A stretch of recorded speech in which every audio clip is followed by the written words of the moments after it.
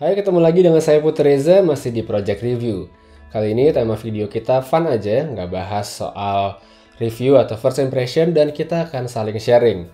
Apa sih smartphone pertama kamu? Sedikit kilas balik ke beberapa tahun lalu, tepatnya tahun 2012, di mana pasar smartphone di Indonesia itu belum seramai sekarang. Karena brand yang dijual masih sangat terbatas, dan Android belum sedominan sekarang karena semuanya masih BlackBerry. Kalaupun kita ketemu dengan orang yang pakai Android, hampir bisa dipastikan bahwa perangkatnya adalah buatan Samsung.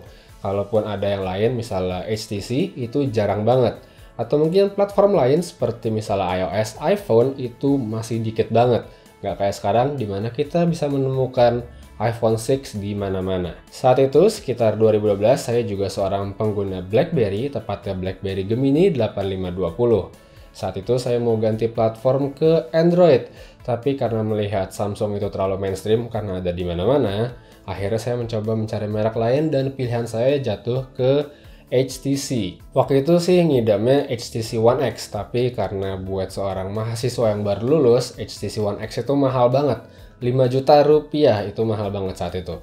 Dan akhirnya saya nyari-nyari, akhirnya saya ketemu dengan HTC One V. Ya, One V ini termasuk entry level sebenarnya karena ada di posisi paling bawah. Jadi di paling atas itu ada HTC One X, flagshipnya. Lalu di bawahnya ada HTC One S, lalu barulah di bawahnya ada ini, HTC One V. Saat itu saya beli ini seharga 3 juta rupiah. Sebenarnya ya tergolong mahal juga sih untuk Android, tapi saat itu saya menemukan bahwa perangkat ini cukup worth it di harga 3 juta rupiah. Desain waktu itu jadi salah satu penarik buat saya.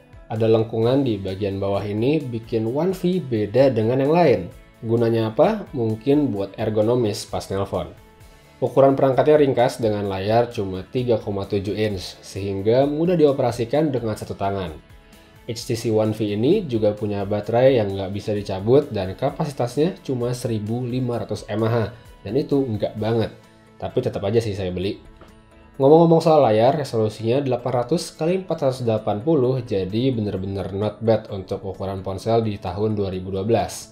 Di bagian spesifikasi hardware, ada Snapdragon S2 single core 1 GHz, RAM 5 12 MB, GPU Adreno 205, serta kapasitas internal 4 GB. Syukurnya ada slot micro SD sih ya. Buat sekadar WhatsApp, Line, Twitter, Facebook, dan main Temple Run, handphone ini lancar-lancar aja sih dulu. Tapi buat sekarang performanya sudah menurun drastis. Di sisi software, versi Android-nya masih Ice Cream Sandwich 4.0.3 dengan user interface Sense 4. Yang sedih itu nggak ada update software lagi, bahkan Jelly Bean aja nggak dapet. Pernah sih saya coba flash dan pakai custom ROM, tapi akhirnya saya balikin lagi ke versi originalnya seperti ini. Buat kamera ada resolusi 5 MP, autofocus plus LED flash. Tapi sayangnya nggak ada kamera depan. Tapi saat itu saya nggak masalah karena belum banyak juga yang selfie. Kameranya sebenarnya tergolong keren karena hasil fotonya oke, punya mode HDR, panorama, bisa ngerekam video HD 720p, bahkan ada mode slow motion. Happy banget kan ya punya handphone kayak gini dulu. Itu dia sedikit kilas balik tentang smartphone Android pertama saya, yaitu HTC One V. Terus apa sih yang jadi smartphone pilihan kamu pertama kali? Apakah juga Android seperti saya? Atau mungkin Windows Phone? Atau udah pakai iPhone? Mungkin iPhone 3GS, iPhone 3G, atau mungkin iPhone 4? Coba share sama-sama di kolom komentar di bawah sambil kita nostalgia bareng. Oh ya, jangan lupa buat cantumin kenapa kamu milih smartphone itu. Oke, itu dia video kali ini. Terima kasih sudah menyaksikan dan mampir, dan jangan lupa untuk klik tombol subscribe di bawah. Saya Putri Reza pamit, kita ketemu lagi di video selanjutnya, and have a nice day.